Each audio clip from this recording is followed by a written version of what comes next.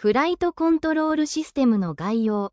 フライトコントロールシステム、FCS、GNSS、ジャイロ、加速度、方位、高度センサなどの各種センサや送信機からの情報を処理し、機体を制御する信号を送るシステム。主な構成デバイスと各種センサの詳細。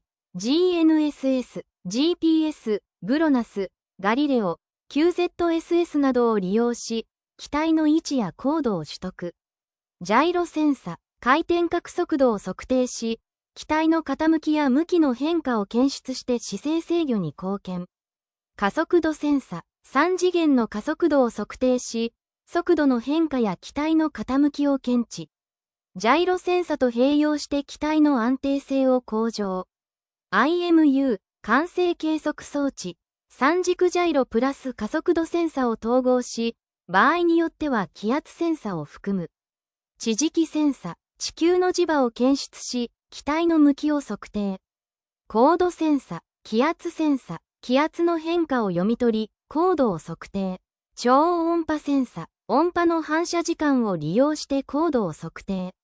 ライダー、レーザー光の反射時間を利用して高度を測定。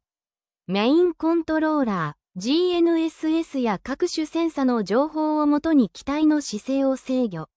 送信機、レシーバー、操作の指令送信や情報受信を行う。GNSS が無効な場合の対応。GNSS が使用できない場合、機体の安定性が低下するため、手動でのホバリングや着陸技術が求められる。フライトコントロールシステムの主な役割として、最も適切なものを選びなさい。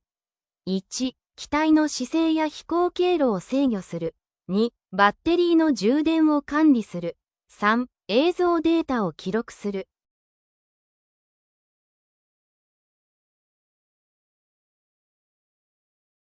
正解1。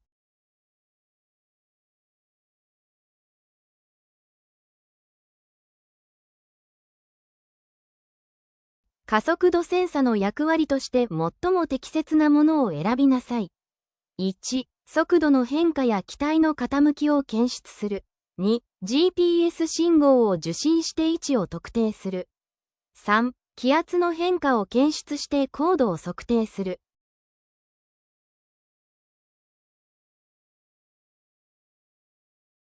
正解1。